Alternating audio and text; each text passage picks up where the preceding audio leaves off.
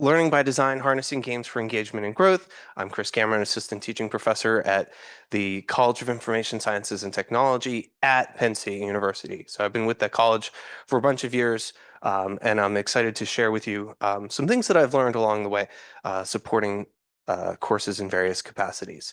So a couple of things about me. I like to tell people that I have the Penn State Triple Crown.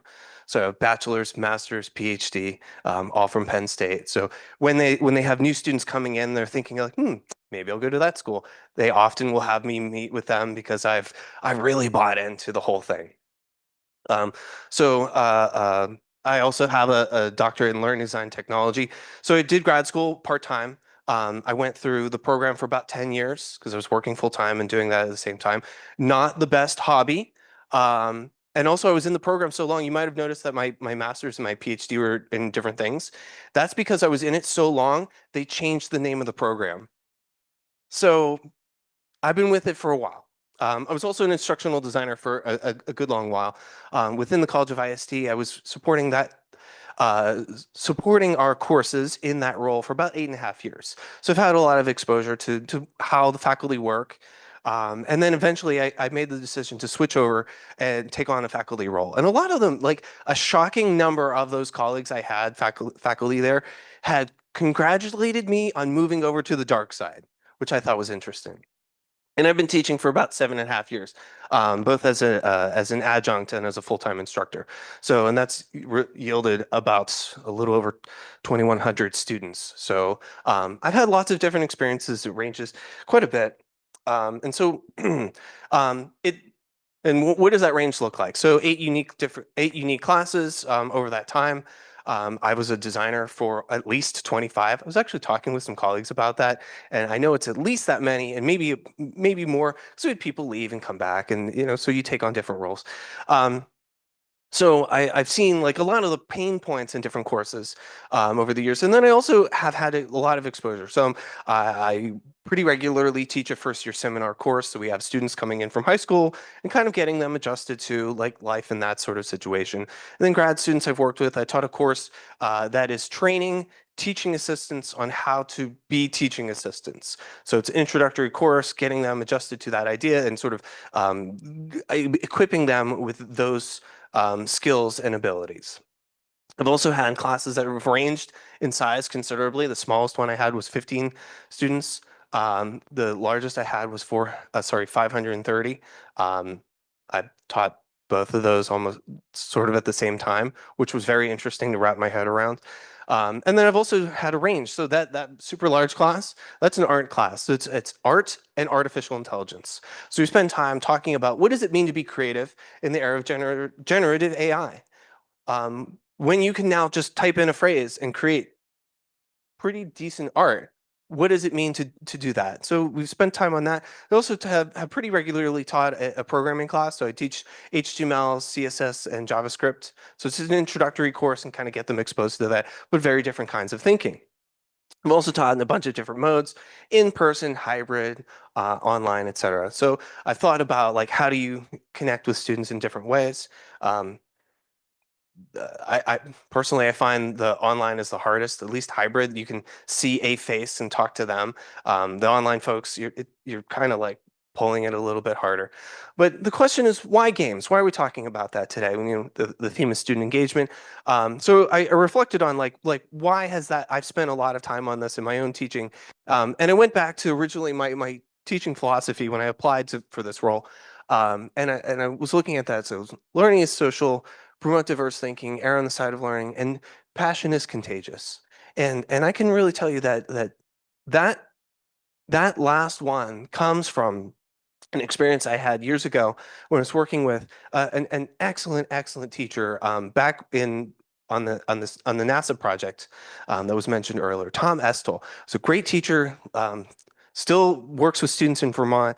And there was a time where we were doing a webinar, back when webinars were just like a new thing. We were still trying to figure it out. And there was a point where our audio didn't work for some reason. And he was on the phone with the receiver cradled in his neck and still I can remember how everything worked against him. for delivering that workshop. And you could still feel just like every single part of that workshop, every session, you're like, wow, Tom is loving this. And it's making me love it too. And I carry that forward into what I'm doing. You might even notice that, like, so I talk a little fast. I had a lot of coffee this morning, but that's not necessarily entirely why. I have a lot of energy, especially when I'm teaching. When I want to talk with you about the kinds of things that I'm interested in. You also notice I rolled up my sleeves. I've got too much energy for full length sleeves.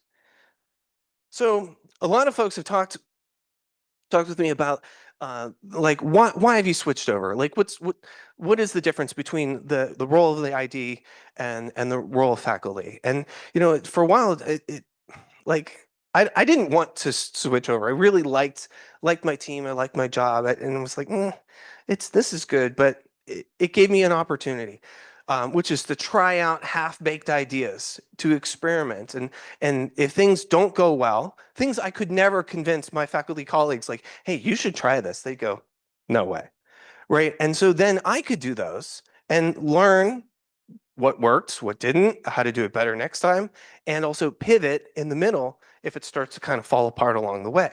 So because I've been thinking about it like that.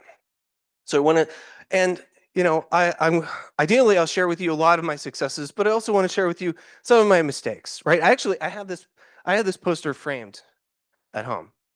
And I think it's really important, especially I talk with I illustrate this with my first year seminar students, and I tell them, like, I went through undergrad kind of the wrong way. Wasn't really sure what I wanted to do, started off in engineering, and then I got all the way up to Calc 3, and I went, I don't like this anymore. That's too much calc to not like it. And realize that far. And so I really wanted to emphasize, like, there are lots of things that you can gain from learning from folks' experiences, both positive and more growth-oriented experiences, right? So there's lots of different things that we can carry forward on that. So the presentation description, you probably read this before. I'm not going to ask you to read it now, but I wanted to emphasize this, which is probably what a lot of you are thinking, and I think it mirrors the kind of affects or feelings of the students in your classrooms. So probably a lot of you are like, all right, so far sounds good. I'll give it a try. You better not make me do stuff. And I wonder what's for lunch. I actually had a class in this past semester that was at 10:30, which is apparently too early for a lot of my students. 10:30. It's all, you know what else is? It's also a barrier between them and lunch. So they're like 15 minutes before class ends. I don't need to keep track of time because I see them start packing up their bags. And, oh, okay, time to wrap up. So, I want to recognize that there are also other demands on your time, and I want to keep that in mind. I try to keep things, to a great degree engaging, and hopefully you'll find some of this to be useful. So talk about a couple of things that have really helped me in my thinking for developing these activities and the like. So the first is literally the best book club book I've ever participated in. I was a co-lead for this a couple of years ago. Our Center for Teaching Excellence sponsored this. Um, can't say enough good things about it. I also lost my copy. I'm pretty sure I loaned it to somebody and then just haven't given it back. So in any case, so Do Improvise. Excellent book. It's great for a couple of reasons. One, it's skinny. And rarely do you get a nice, like, easy, light read for a book club book. Normally it's like 800 pages. Oh, man. And the other thing that's great about this book is at the end of each chapter is a game. Some of these games we're going to play. So if you're in that camp of, like, I hope he doesn't make me do things, sorry. Um, so grain exercise has really helped me to think about a lot. So there's a couple of things that I have been able to take forward on this. So there's 3 lessons. The first is notice more. So thinking about, like, what's going on, in your classroom context, et cetera. And and also I talk with a lot about this with the students that I am training. So I have assistants in my class, and these are the things that I want them to think about. So being able to understand the situation, read it. Okay, this activity is really not landing. We need to pivot. We need to do something else, or kind of fast forward through it to get to the next thing. Let go. Not just not just the Disney song, but also be ask you to be present, right? Not thinking about other things that you need to work on, not thinking about what's for lunch, but being there and engaged. And so there are times where I'll say like, hey, really need you to be like with me right now because this is kind of important. And I think there are lots of aspects of class. I'll do like housekeeping at the beginning of the beginning of the day, and say like, "Hey, by the way, final assignments due next week. Make sure you get started on that." And then I get an email like 3 days after it's due, like, "Hey, I forgot to do my final. Can I turn it in later?" Had you have been present, you would have been able to manage that a little bit better. And then use everything, right? Not literally that all you have to use all the things, but everything is a gift. The idea that in a situation, we're having a conversation, we're navigating through some sort of thing, you can take one of those pieces and use it as an anchor point to continue that conversation. If you're familiar with improv to some degree, it's yes anding, right? So it's finding something in that where you can latch onto and say yes, and this and follow up on whatever the next context might be. So that's helped me a lot, especially in this large class. So in art and artificial intelligence, I have them react to a lot of things. And I say, hey, this crazy thing is going on. It might be legal or ethical or, just like a development in how sophisticated the AI has become. And I'll ask them to like think about it and then comment on it. And I'll walk around the room and have them, respond. And then I have to be able to yes and whatever they're going to say. So it requires a lot of like thinking on your feet and being able to think, oh, okay, well, that's a piece that's useful. And I do a lot of like, I hear you saying this, and they can affirm it and like, yeah, okay, yeah. Okay. And sometimes it might be hard to pull on that thread. Um, but I have found that it gets easier over time. So little bit of a roadmap for today. So warming up the room, talking about different tools and techniques that I use to kind of get things started, either in on a given day or at the beginning of the semester. We're going to talk about meaningful play, some of the different activities that I've developed that are very intentional and do specific things. And then finally talking about unpredictability. And we'll do some things around that. Okay, so warming up the room.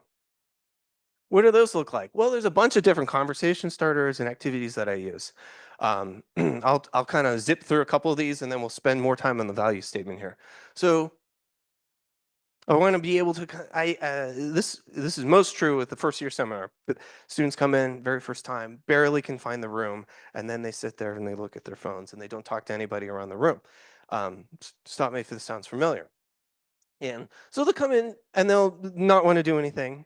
And they'll also not want to talk to each other. And, I kind of remind them like, okay, we do a lot of group projects. We do a lot of things inside of the class. I'm going to ask you to talk. And I'm going to ask questions that aren't rhetorical. Right. So I want you to engage in that. So what makes it easier is to talk about things that don't really matter.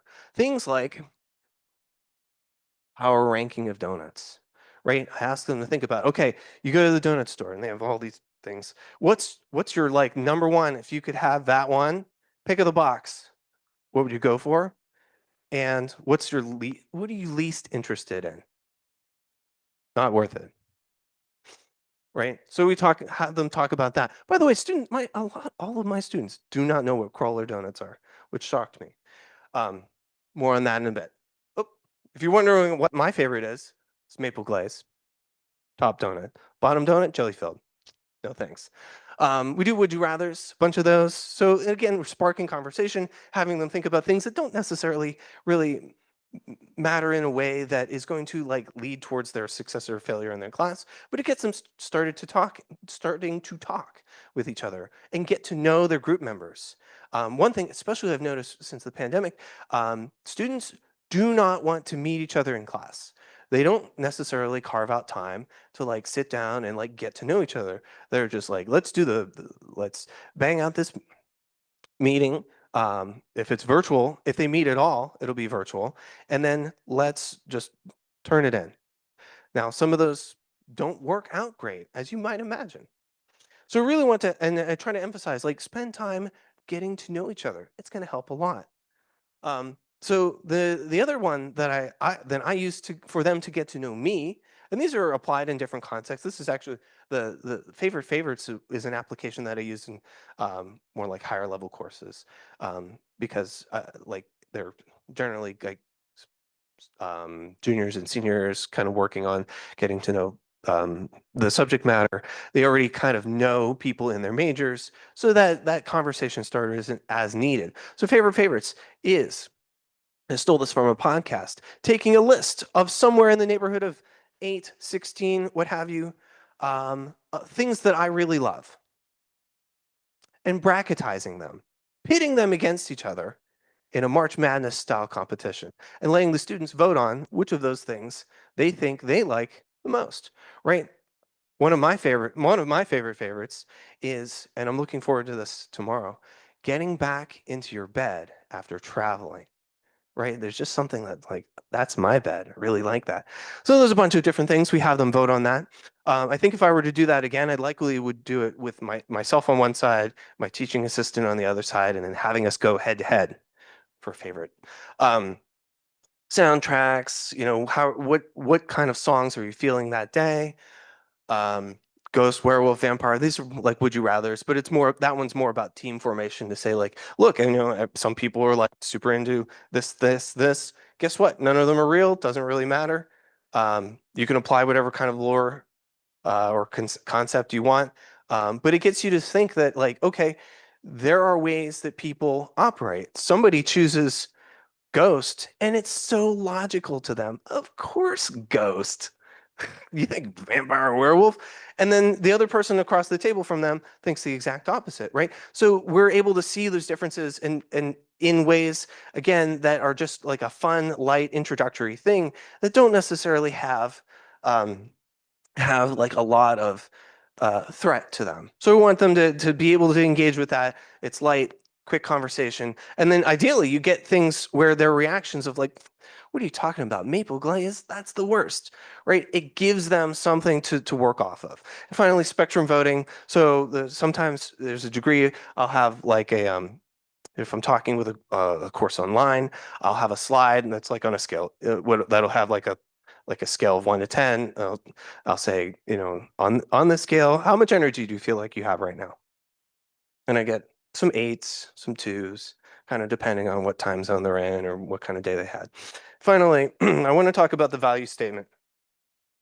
This is another thing I picked up from another book club that we did. So Distracted, great book. James Lang, excellent speaker and writer. He talks about this idea in this where when students are confronted with thinking about themselves as ethical, they're less likely to they're less likely to violate their own ideals, right? They think like, well, I do things good. So they're less likely to come up with that. So I have them. What that does is it creates movement. I have them get up and I say, for this value, go to this part of the room. This value, that part of the room. Right? They move around the room. They're talking with each other, and they're supposed to talk about why they picked that. And they're also supposed to think about, well, what would be your second choice? Right? So they navigate into those spaces.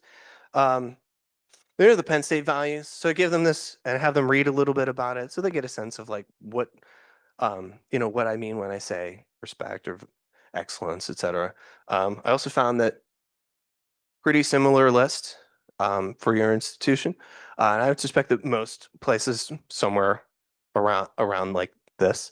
Um, so when I have, so here's an example of things gone wrong. Very first semester I did this. What do you think? What do you think they didn't pick? You can just shout it out. Community, good guess. Um, well, in fact, it was integrity. kind of the whole point of this exercise, which is so I do this as a soft sell going into academic integrity and say, hey, you might have like surfed the internet and found a paper or had ChatGPT write in the entirety of it. Um, and I want you to like realize what that means, what that does, etc. Not a single person picked integrity, whole room. And I stopped the group and I said, like, okay, we had this many groups. This one's empty. Why? Why did you do that? Like, and I had one student who tried to save the situation, and they said, "Well, it's implied."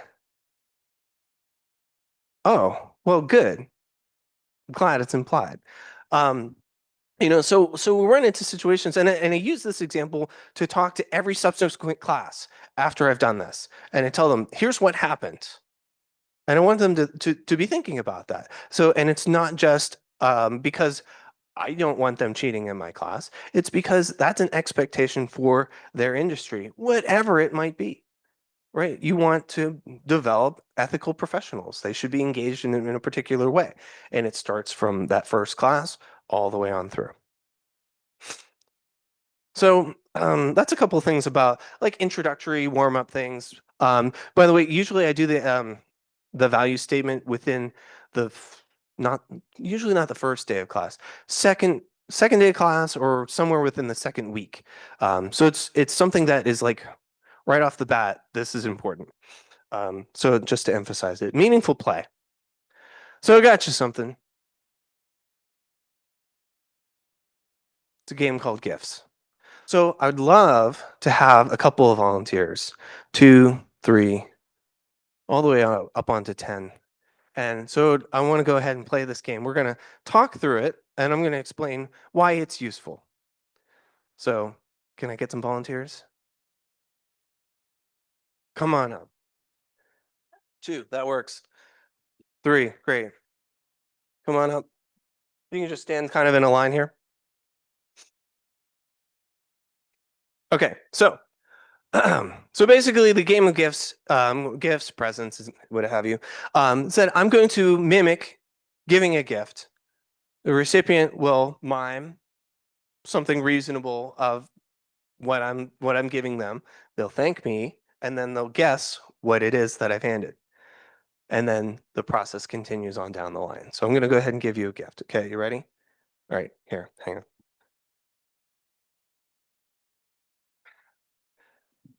All right, you can set it down. And then, so now you say thank Okay, you I can for say the thank you so much for the dollhouse. great. Now it's your turn to give a gift.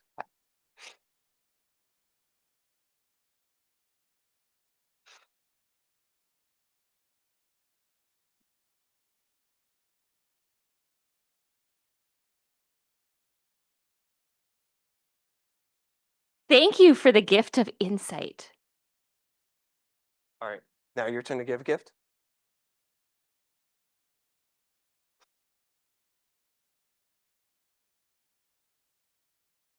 Thank you so much for the fresh carrots. Now, when you were giving those gifts, real quick, when you were giving those gifts, did you have a thing in mind when you were handing them, or just kind of gesturing? Yeah. Okay. All right. Now, yeah. I mean, if you have one.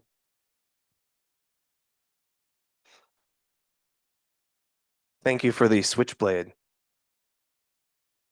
Might need it in North Dakota. I appreciate it. All right. Thank you so much. Please join me in thanking this group. Okay. So this is a quickie to start things off. This is, by the way, this is a series of activities that I've developed for an introductory course on how for teaching assistants. This can be applied in a bunch of different situations, but I think it's really helpful because it helps them to be better educators as well. So what does it do? Well, there's a couple of things. So there's active listening. I am watching you, following you, making sure I know how you're gesturing so that I can respond in kind. It's a situational awareness that is necessary when you're talking with colleagues, students, etc. It really, really helps to be able to understand that situation and be able to say, Okay, you're telling me that this assignment is going to be late or you're having an issue. Um, not a follow, and the follow-up question might instead be, what is preventing you from getting this work done? Or what is causing this problem, right? It kind of gets to that root in ways that you might not necessarily notice. Um, so this is definitely some things that I've found to be quite helpful. I'm gonna talk through a couple of other ones, and then we'll come back and do another worked example. Okay, so object tap. Object tap is a great exercise um, because it allows you to develop some creative thinking juices. So I'll do this especially when we talk about in my artificial intelligence class when we talk about AI hallucinations. Sometimes oh, and by the way, if you're not familiar, hallucinations are where the AI produces something that's like weird, right? So you might notice that it will create an image where there's like 8 fingers on one hand, or the face is distorted, or like it violates the laws of physics, etc. And because it doesn't know, doesn't have a sense of context, it just is analyzing prior images, and then pulling together things that are similar to what you just asked for. So what this allows you to do is say, you can come up with creative ideas. In the example that I have provided in the past is a mug. It's a Penn State mug for us. And I say, okay, describe that. All right, it's blue, it's smooth, it's got a handle, it's metal, and so on and so on and so on. So have them develop those ideas. It also works quite well in groups because then they can like bounce off of each other. But I've also done this in very large environments. So the second is to apply that to a specific context. So have them say, like, what if we changed this thing in that way? So, and the example that I have for this is like, all right, we're doing some software development and want to smooth out the user experience, right? So we can think about how those work, how they might be applied, etc. Again, there's a lot of exercises around active listening, situational awareness. Like you're trying to pull together these ideas. Oh, sorry. Here's what I man, I was doing so good with this clicker. I hit the wrong button. It also helps with brainstorming and creative thinking, right? It helps you get those ideas out there and being able to pull out different things that maybe the rest of the room haven't hasn't approached yet. Um, and then it can be applied to unique contexts, right? So I want students to be thinking about how they can solve problems in different ways. AI is pretty good at pulling together things, but it's trained on existing content, right? So it's never, unless it accidentally stumbles on something, going to come up with something that's really unique and clever, et cetera. That's our job. So if you've ever played the game Catchphrase, which I think you can still buy in the store. Or or if you're like me and you've watched the Game Show Network and seen Password or $10,000 Pyramid, you might be familiar with this game. So basically the same sort of rules apply to all of those. So basically the idea is, and this is also an exercise that I do for introductory courses. Largely introductory, require a certain amount of vocabulary acquisition. I tell students, you can't call everything thingy. It won't work, right? They need to know what the words are. They need to know examples of them. They need to be able to apply those in different situations. So I give them each a separate sheet of partial vocabulary that we're covering for that lesson. And then they get in their groups, and then they're supposed to be able to describe, provide examples of, and in some instances, maybe even illustrate whatever the vocabulary might be. So it really helps them to start to think about how much of that do they know. It goes beyond necessarily like, here's a definition, here are 4 possible choices. Can you suss out which of those 4 it might be? Like, that's good that they can do that. It's better that they can provide examples. Like, give me an example of cloud computing. I'm way more interested in them knowing that. Who's doing that? How are they doing it, et cetera. What does that do? Well, it has them work in groups, which I think continues to be key for our majors, for our college. They're also building up the vocabulary. Can't call things thingy. Just can't. Right. So they're developing those skills and being able to illustrate those ideas. They're incorporating things in different ways, and they're also, which helps me a lot, is I can get a sense for where they're struggling. So I have them like, okay, when you go through this list, make notes on which ones you've had to skip or which ones you just couldn't get to. Because we're going to talk about those. That's the ones that are important. I can remember like forever ago, I was doing like GRE prep, and then the person said like, don't waste your time on stuff you already know. And this was like a vocabulary thing. Like you already know those. Put them to the side. Focus on the stuff that you don't know. You know, maybe check on once in a while on that, but like you need to focus on that new knowledge. Okay, categories. Similar idea game. Several of you may have played it. Basically, this is another warm-up game. This is particularly different because not everybody has played this as much as some of the other ones that I've talked about in the past. So I can't rely on just saying like, "Hey, everybody, it's categories," and they go, "Yeah." So we set them up with a series of prompts. By the way, there's lots of online generators that help you could come up with these series of prompts, and it might be an animal, a car, etc. And you have to name things that start with a particular letter for those prompts, right? So um, if it's animals, alligator, anteater, ant, sure there are other ones. And so when you're thinking about those, it helps them to really start to think creatively.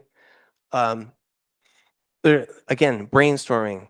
They're spending time getting into the mode of thinking differently, thinking across their breadth of knowledge so that they can pour that energy and they're in that mode, pour their energy into some other type of problem solving that you might be doing in the lesson that day. So this one I really like. And again, these are things that you can spend the first like 5-10 minutes of the class to get those things going. So it primes them considerably. Yearbook.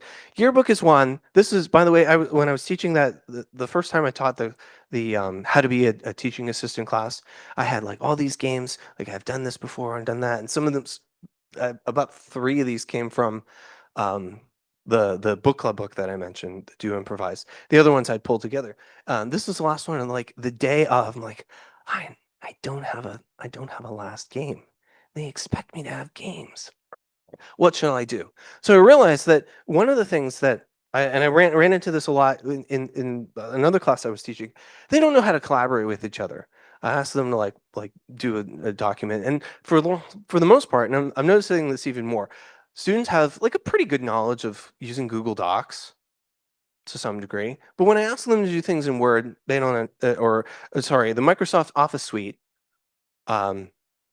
They can't seem to navigate it. They don't necessarily know how to develop resources in that space. So I asked them to pull together things. So this is and this felt good for the last day of class. So have you make a yearbook. You're going to add a page for each of you, put an image, quote, etc., and they can have fun with it. Right? The idea is intended to illustrate collaborative work in a way that's fun. It also goes to the point around creating digital artifacts. And what does that look like? So when we talk about, okay, a physical yearbook, ones that you get in high school, maybe college, are something that's easy to keep track of. Get the book, put it in the thing, on your bookshelf, the thing, right? You put it on your bookshelf and you know where it is. And you can decide, I don't really want this anymore and get rid of it. Digital documents are persistent. Like I have stuff still on hard drives from like when I was in high school. Like, do I really need those anymore? You have to start to think about like how you're managing like a lifetime of files, which I don't think that our students really have a good sense for. They definitely don't seem to store files using folders anymore. They just save everything, and everything is called like document one, right? And I actually have a lot of students that upload things like sometimes blank documents. So I really want them to think about like what are you naming this so that you take especially when it's for class, take it, upload it for a grade, a non-significant portion of your grade, and think about like how much how much you need to reference that. Maybe it's going to be something that you go back to later, maybe not. but it gives you the illustration on that. So I try to explain this to the students, like, we're not just doing this because I think it's neat, and although a lot of them I do think are pretty neat, there is purpose behind them. And I really want to make sure that that's clear to the students. Being able to explain the why of things, I think gets a lot more uptake and like, okay, yeah, I'm willing to do this because there's a point. All right, I'm going to look for, we're going to conclude by doing a one-word story. So I need participants again. So I'm going to talk about this. If you'd like to engage in the one-word story, come on up. So here are the rules. Each participant contributes a single word. And you go through the group 2, 3, 4 times. Depends on how big the group is. If you did it in a whole big room, I wouldn't recommend it. 1, logistics. I have to walk around with a microphone. That's challenging. 2, if I start over here and we work our way over, you've lost interest. Doesn't matter what the story is, right? So you want to keep people engaged. You can keep it small, right? So you can continue, and then you'll know that you'll have another turn. If you just do like your 2 tables, way more story is being generated, and you're more involved in it. All right, participants, who would like to engage in the one-word story? All right, come on up. I'm not allowed to leave the stage. Perfect. All right, so we're gonna start. We're gonna do like maybe 2 rounds up and down, and we'll start here, work down there, and then we'll come back. Okay. So I'll kick it off. 1. Do I repeat your word? I just say a different word. Yes. Apple. Drove. Can I say the truck? Nope, just one word. Okay. Around. A. Roundabout. And Got. hit By. The. Tornado. again. All right. So that's an illustration of an initial story. So I want to do one thing real quick. So about that. So I want to illustrate like a couple of points to this. So first, there were some times where we needed to pause, right? That's completely fine. You know, like we're not doing this for time. It's not like it's a test or anything. So it's completely reasonable to take a second and think, all right, what is actually reasonable. There are also some like pivot points in there where the story went in some directions I wasn't expecting. That's also important, you know, in this exercise, like to really be able to go through that and adjust accordingly. So do you want to do one more? Okay. Then The. Peabody, Ran. Around. 4. many Hours. minutes, Years. And. Got. sleepy. All right, that's pretty good. Thank you so much.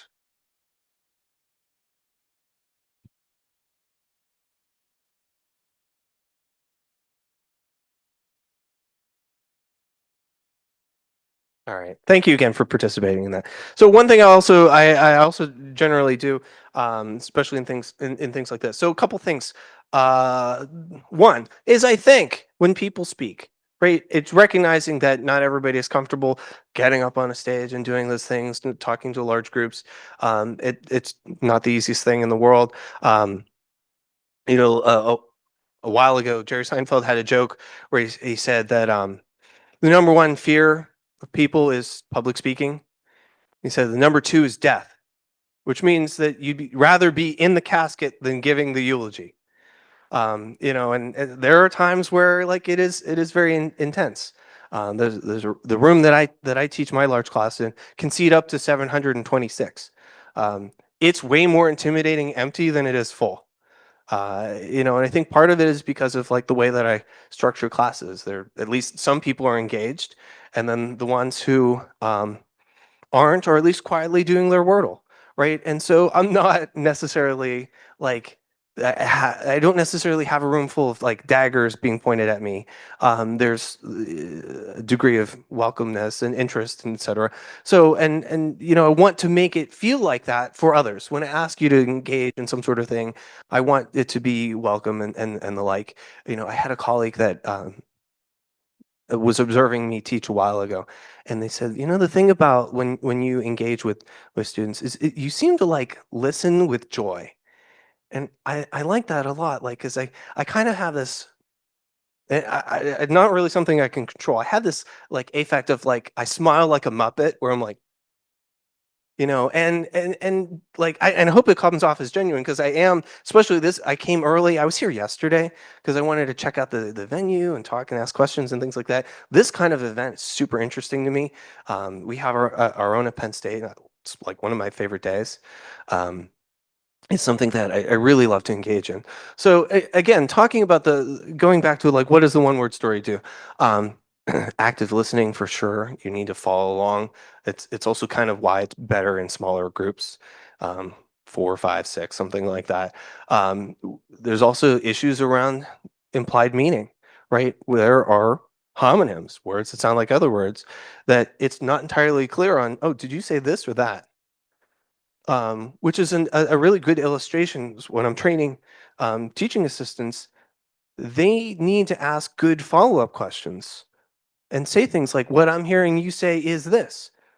Can you confirm that?" Right? And navigating that degree of going from not understanding to understanding, and that can't exist without being able to navigate through those things.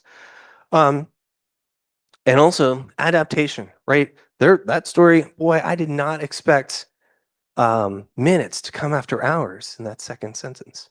And then years, whoa, right? It really went in different directions, not what I was expecting. And so there is a degree of adaptation that is necessary, which I think is a good way to segue into embracing unpredictability. So I use a lot of segues and things like that, and interruptions, intentional interruptions. So this works especially well, I think, in a large classroom setting. If it's super small, I think it like doesn't quite work. Um, so I like to use videos. Every day before class, I put up a music video. I actually stole this from a professor I had years ago, when YouTube was young.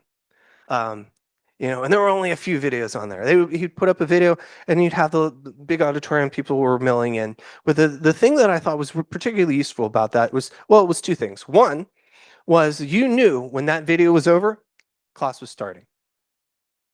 So it's a transition point that works quite well. The other thing that I loved about it is that it was kind of interesting to see what video was going to be played that day.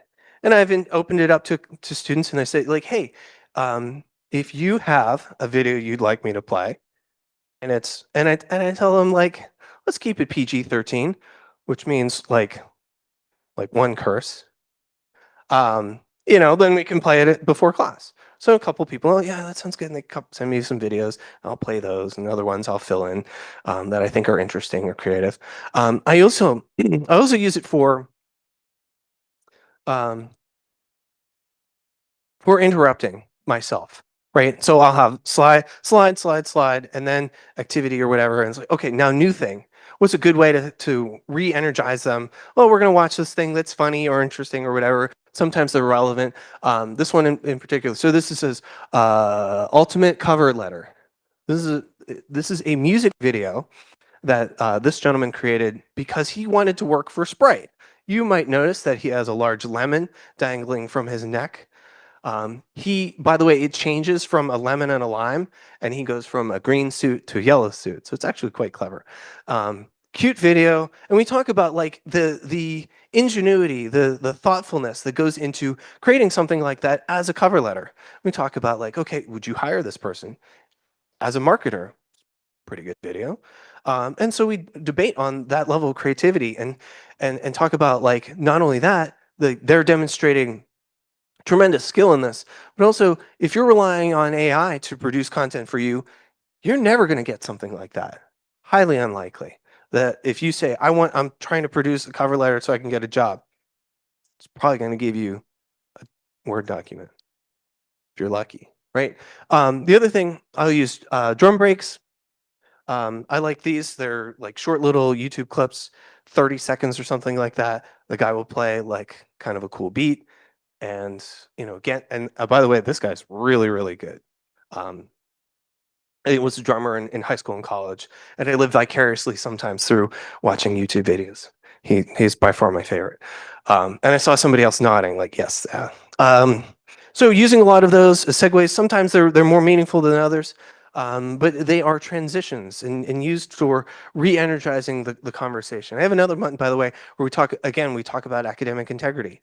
And it's an old Saturday Night Live clip with a very young Ashton Kutcher, and he's cheating on a high school paper, right? And we talk about the point of, and in that it's like a real hyperbole where they're like directly downloading like entire papers online and things like that. But it's not that different from having ChatGPT write a document. And so I use those humor or other excitement to transition into those conversations. Last is I use for randomness, I use what's called a roll table. So roll tables, if you played some tabletop games like Dungeons and Dragons, you might encounter a roll table. So in this one, I have two things, and I'll have them use polyhedral dice. These are two that I have that I bring to my class. They're 10-sided, and I'm going to need some volunteers. Two specifically. So would anybody like to throw a die? All right, come on up. Purple. All right. So okay. So some quick lessons learned on this. One, I have to say so typically it's an auditorium, so I have them throw it towards the front. So one, it encourages people to sit closer. So I notice that oftentimes there's like kind of this splash zone where nobody really wants to sit in the front. Yeah, thank you. Nobody really wants to sit in the front. So it encourages people to sit in the front because only the people in the front are trusted. Two, I have to be clear on how to throw it, where to throw it. So one, don't throw it at me.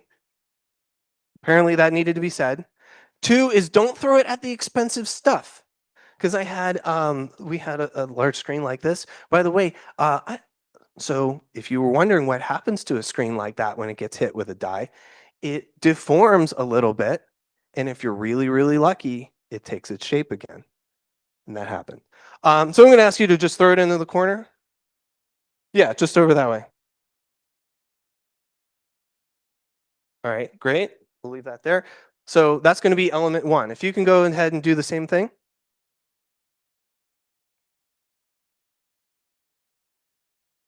All right, now I promised that I wasn't going to get off the stage. So would you mind like going to check and see? All right, so the purple one is what number? 9. Okay, so a pig. And the green one is what? 6. Yeah, one is double digits because we're doing up to 100. So 6 is a pig sleeping, right? So we're introducing a couple different things. So controlled randomness, right? So and thank you so much. You can bring those up and sit down. Thank you. You can just leave them on the. Thanks. So controlled randomness. I have set up a degree of stuff it could be, and it does a couple of things. One is that in this AI class, they'll say like, make art, go, and then everybody will look at me like, oh no, and they won't know what to make. So we bypass a lot of wasted time by giving them a thing to work off of. It also gives them some parameters to work within. So, and I also talk about like this idea of like that rarely will you ever be in a work context where you'll be asked to like blue sky a project. you're probably going to have some constraints and some requirements and a budget and all these other things that will sort of like limit what you can do. So same sort of idea. I mean, this is sort of that actually that was kind of a like a less exciting one, pig sleeping. But you know, previous semester, actually this past semester, we had a cow skydiving. That was pretty crazy. We're gonna do a couple of other things. And in fact, I'll show you some examples. So we have some surprising results. So pig running a race was one of them. Pig looks really good. Do not look at the faces of these runners. Very upsetting. Second part is both of these images are from the exact same required prompt that I gave the students. See a problem with this? That's not a pig running a race, right? So it also helps to identify when students are paying attention. So I'm setting up very specific parameters. You must work within this context.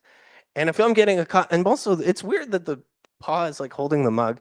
That's another thing that bothers me. So you know, I'm asking everybody should have pig running a race, and you can add whatever kind of flair or embellishments on it that you want. It can be different artistic styles, comic strip, etc. But it should be a pig running. If it's not, I know you weren't paying attention, right? And so it creates these confines that work quite well for both for me and for the students. So when we spend time on this, it allows me to, and gosh, that is really in the way, isn't it? How about like that? Okay, so diving in and a deeper reflection. So again, so when you're throwing dice, by the way, once you saw your colleagues throw these, did you kind of feel a little bit jealous that it wasn't you? That happens a lot. I get students who are like, "Oh, can I do it next time?" Me next, right? They call dibs, right? And so there's a degree of having something where people are saying, "Oh, what's it going to be?" And I make a big deal about it, like you know, if it rolls up on the floor, watch out, it's coming. Don't interfere with it. And so there's a degree of interest in that. It's tactile, gets them involved in a very specific way. There are some people who are like pretty confident. Oh, I'm in the back, but I definitely can throw it. No, you can't. I don't trust you. And then it yields unexpected results. And that's also really important because we want to see whether or not things are functioning within a context. So talk a lot about when you're using AI to create work, visual work, writing, etc., especially, you need to have a degree of expertise of that thing to know if it's any good. Did it write a good cover letter for you? If you don't know what a good cover letter looks like, there's no way to know. You also, going back to the pig, right? You know what human faces are supposed to look like. So you can see, didn't do a good job on that, right? So we can be able to evaluate success or failure in that sort of context. And I talk a lot about like how context matters. It also works in more technical areas, especially HTML. I love teaching HTML because unlike other programming languages, you can kind of just do whatever, and the browser will kind of do its best guess to figure it out. Unlike other languages, it'll immediately throw an error. Like the web page will mostly load. If you have sort of core structure in there, it's going to present like whatever it might be. So when I teach HTML, I'll say, all right, we need to make a section, and it has to be this big. How big should it be? And they'll shout out to me like, make it 100 pixels big. Okay, 100 pixels. And then, okay, how tall should it be? It's 300. Okay, so it's this wide and this tall. And then we hit refresh and load the page, and it looks bad. And so we talk a lot about like, why does it look bad? Well, you need to think about what it should actually be. We need to inject a degree of understanding the context. So when we're doing randomness, like a skydiving cow or a pig running a race or any number of other things that we're producing, we should be reflective on how we're doing that work, and giving you something to push off of. So in particular, I like using these hyperbole examples where it breaks or does something unexpected because it gives you a good reaction to develop your savvy, and be able to interpret those types of things. Oh, All right. And I am basically at time to do about 10 minutes of questions and comments. I have some also bonus slides if we want to get to that, but I wanted to make sure I can, if you wanted to ask something or talk about something that to give you at least the last 10. So thoughts? Thank you. Sure. Yeah. So I use a couple different things. I'll admit I rely too heavily on Top Hat, and it's somewhat problematic because like sometimes it breaks. Top Hat doesn't like it's better for smaller groups. Like a lot of the tools I use don't scale to that sort of size. But also, so sometimes I do low tech and I'll say show of hands. Who likes this? Who likes that? I'll have them do like free response or multiple choice things. We'll do top hat questions. They'll vote on stuff. If they're producing work, discussion forums in like Canvas or another tool you could use. That's best for like if you want people to see like images that folks are creating, especially if they're doing like different things. Um, you have more flexibility because I learned like if I ask them to do like make a thing. All right, now we're gonna wait 5 minutes while everybody does it.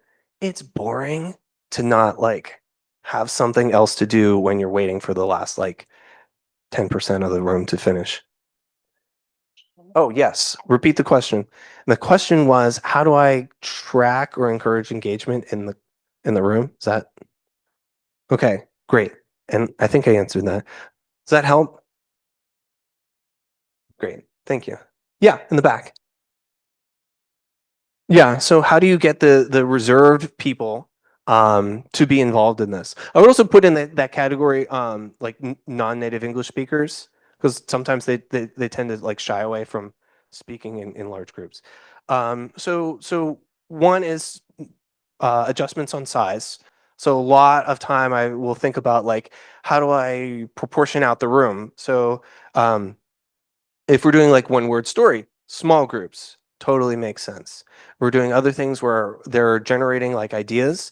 When I first started teaching, I would do think, pair, share, but I would forget about the think. And that was problematic for obvious reasons. So I actually I sort of took like a Boggle approach to that. If you play the game Boggle, you like look at a bunch of cubes with letters on them and try to come up with as many words as you can think of. So I do that as an approach to like brainstorming because everybody has time to think about, write up, and have their own ideas to contribute.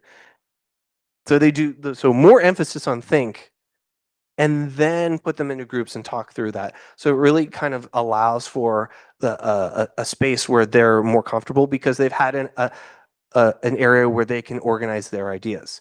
I read a great paper. Um, I don't know, like 2 or 3 summers ago, that was talking about like group dynamics that like really resonated for me because forever I was like thinking about like, oh, the social loafer, the person that like kicks back and doesn't want to do anything in their group, got to be vigilant for them. And the paper talked about this other person who is also kind of a threat to group dynamics, which is the group dominator, right? The one that the hyper type A wants to take over. You do this, you do that, right? And like that's also bad because then the rest of the group has no say. So I really try to balance a lot of those things and keep that in mind. Yeah, so I think like being mindfulness of group dynamics, who's involved in it, what I'm asking them to do. There are also like other exercises and activities that are inappropriate because the ask is too large. One word story, I'm asking for one word at a time. That's doable. Um, there are other ones that I've been trying to be very mindful of, like when I bring in a group and ask them to do a thing, that's a big ask, especially when they're doing it like in a large setting like this. So again, thank you to those who did talk. Thanks. Yeah. So there are a couple things that I've done with moderate success. So a large setting, auditorium. I'll walk around and say good morning, right? So at least kind of forces them to like look up and go, what? So there is some degree of engagement, but a lot of them are honestly kind of plugged in or coming in at the last second. So that is a tough nut to crack. Oh, and I'm supposed to say what the question was. How do you engage with people before class to kind of get them going?